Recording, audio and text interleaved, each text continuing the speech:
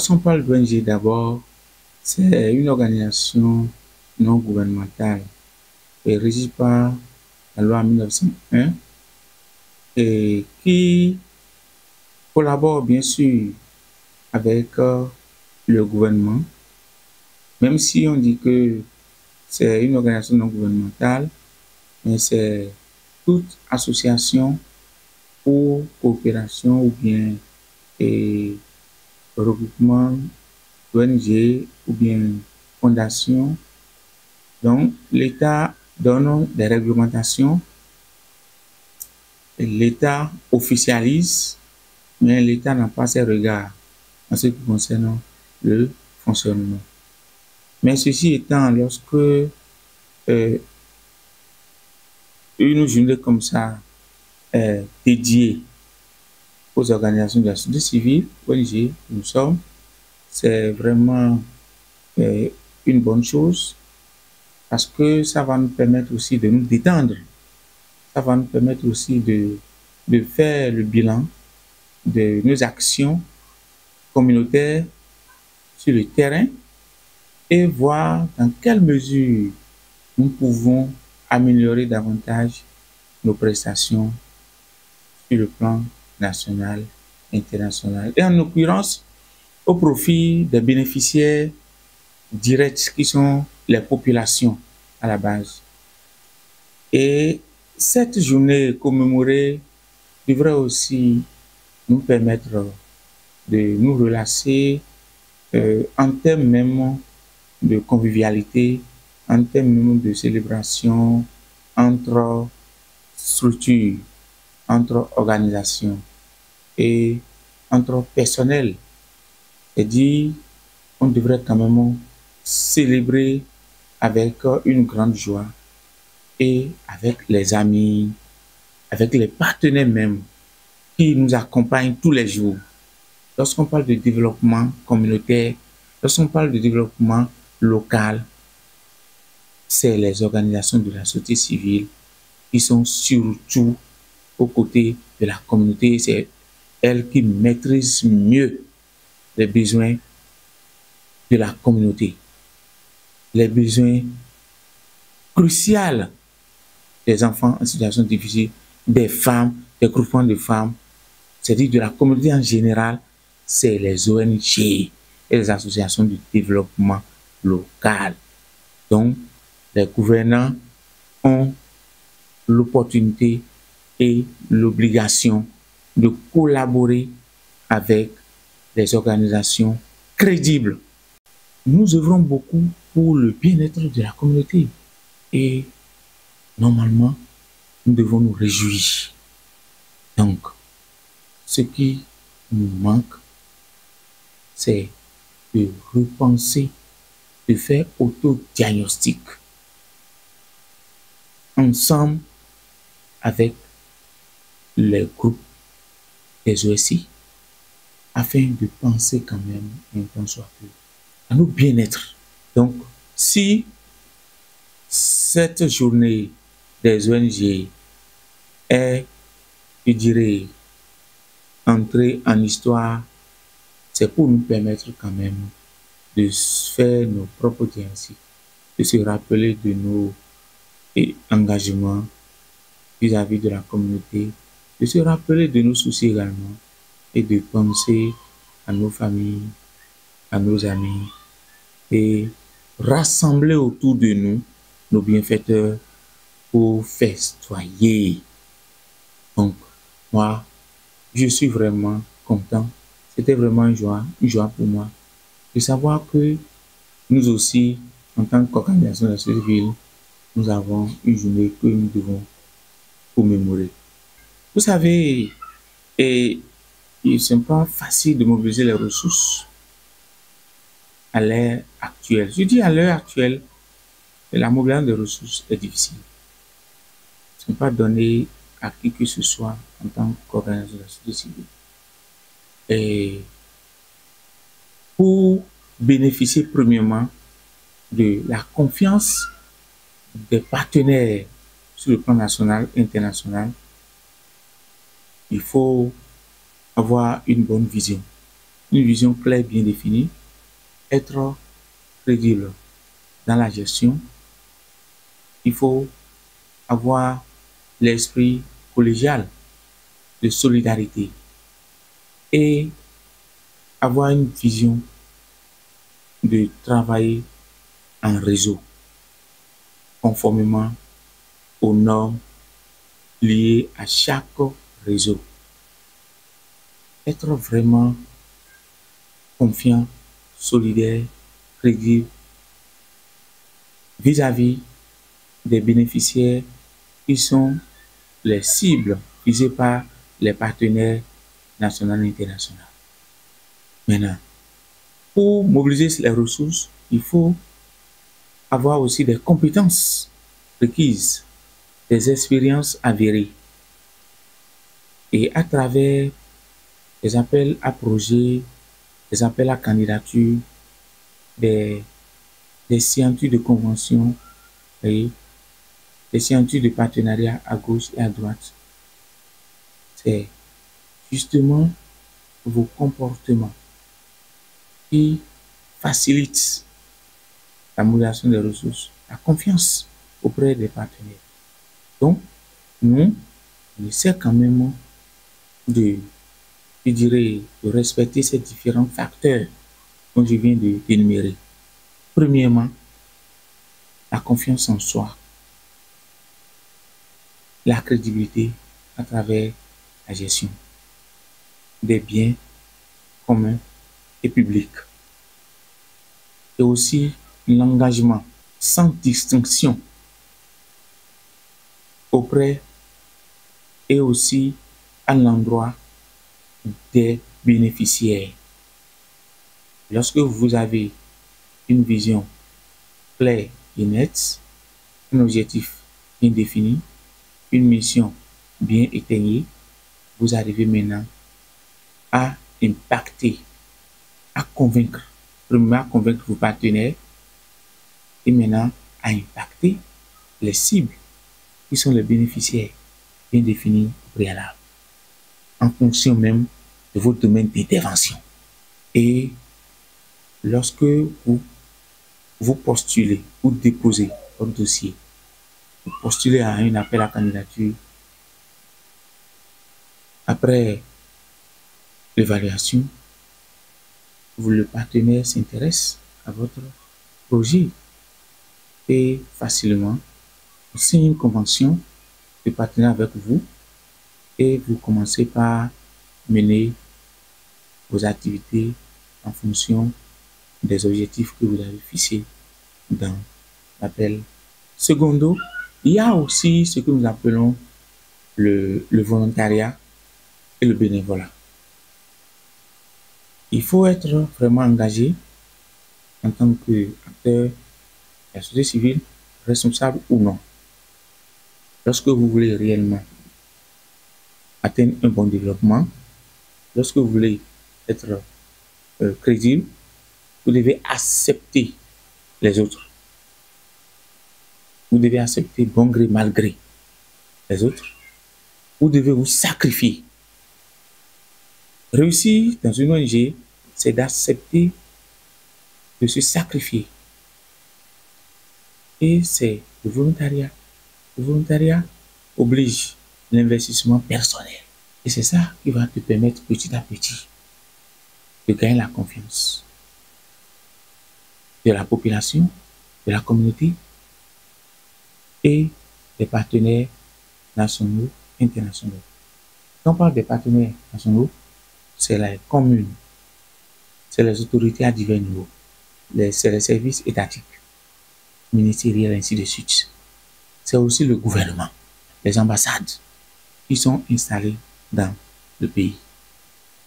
Et après ça, maintenant, on va au niveau supérieur, qui sont maintenant les partenaires internationaux. Si vous voulez réellement réussir en tant qu'acteur de la société civile, en tant que responsable d'une ONG, vous devez risquer votre vie. Risquer votre vie pour les autres. Et le Seigneur va alors vous protéger. C'est très important. Pour les difficultés, c'est que vous devez quand même vous sacrifier. Le sacrifice sur le plan humain, sur le plan financier, sur le plan technique, vous devez quand même être engagé pour cela. Mais vous allez oublier même votre famille. C'est compliqué, hein? Mais vous n'avez pas le choix. Parce que c'est un engagement que vous avez pris. Et là aussi, n'oubliez pas, aujourd'hui, si vous avez besoin de ressources humaines pour atteindre un objectif auprès des partenaires, aujourd'hui, la jeunesse est vraiment désengagée par rapport au bénévolat, par rapport au volontariat. Parce que la jeunesse aujourd'hui veut gagner à tout prix. Parce qu'on ne trouve pas les moyens comme cela se doit, la jeunesse ne s'engage pas pour que vous puissiez atteindre un objectif fixé. Pour atteindre un résultat, ça sera hypothéqué. Mais lorsque vous-même en tant que responsable, vous donnez corps et âme, vous êtes tenu alors de gagner la confiance de ces partenaires-là. Et on peut quand même compter sur vous. En ce moment maintenant, la jeunesse peut bénéficier. Mais là, ça devient dur. On devient alors rigoureux dans la gestion. On devient très rigoureux dans la gestion. Et c'est ce que d'ailleurs beaucoup de partenaires aiment. Parce que vous êtes rigoureux en termes de gestion. Là, vous gagnez plus en plus la confiance des partenaires. Comme je vous disais, c'est difficile de lever les fonds aujourd'hui parce que de plus en plus, avec les situations de guerre, de conflits, de fermeture des frontières à gauche et à droite, il y a beaucoup de partenaires qui se retirent du monde de financement des ONG. Il y en a, il y a beaucoup de partenaires. Vous savez, il y a des partenaires stratégiques, des partenaires potentiels des ONG, des bénévoles, des volontaires même, et qui donnent un tant soit peu leur temps pour quand même aider les ONG. Il y en a qui sont décédés sur les crashs d'avions et même des accidents, ainsi de suite. Donc, vous voyez, ces événements malheureux ont freiné vraiment le financement des ONG à l'heure actuelle. Donc, c'est difficile de lever les fonds et il y a très peu de partenaires aujourd'hui et qui viennent au soutien des ONG. Même sur le plan national, si l'État ne dispose pas assez de ressources, vous pensez qu'il peut quand même accompagner une association? On ne peut pas financer une association comme ça. Donc, l'État aussi compte sur les partenaires internationaux pour renforcer les différents secteurs dans notre pays. Donc, si à l'absence ou bien l'insuffisance de ces partenaires financiers, alors ça va causer aussi des problèmes sur les ONG. Donc, aujourd'hui, nous, en tant qu'acteurs, nous prions Dieu qu'il y ait quand même d'autres partenaires afin que nos objectifs, nos projets, même si c'est ça de micro-projets, que ça soit quand même financé par les partenaires. Même les volontaires qui viennent nous soutenir, qui viennent aider la communauté en situation de vulnérabilité. On prie aussi le Seigneur pour qu'ils aussi viennent à travers toutes les ambassades même sur le plan national afin que la situation socio-économique de la communauté soit quand même améliorée.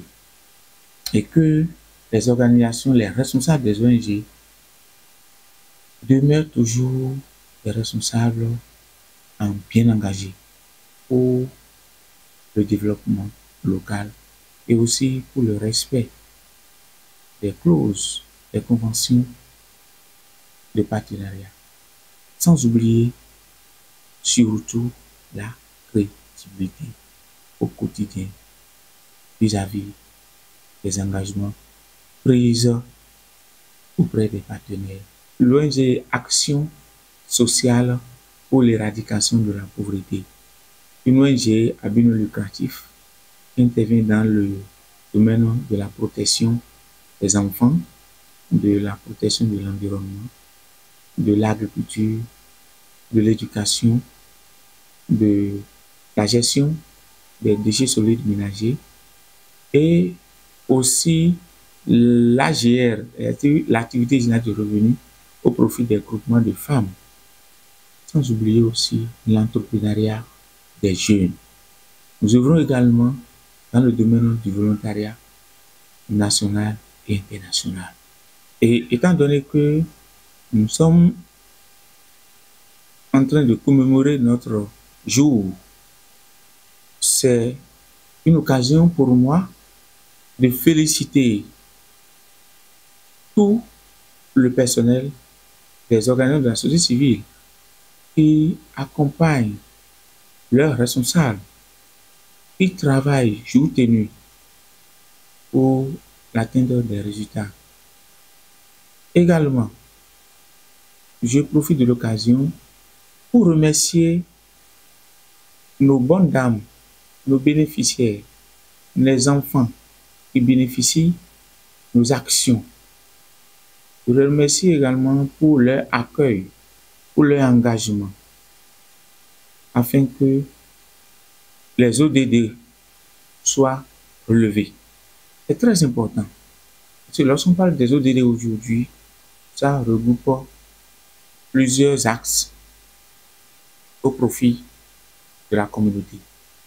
Donc, c'est très important aussi d'encourager nos animateurs, nos animatrices, nos bénévoles, nos volontaires nationaux et internationaux qui ne cessent d'accompagner les activités de l'ONG ACEP sur le terrain.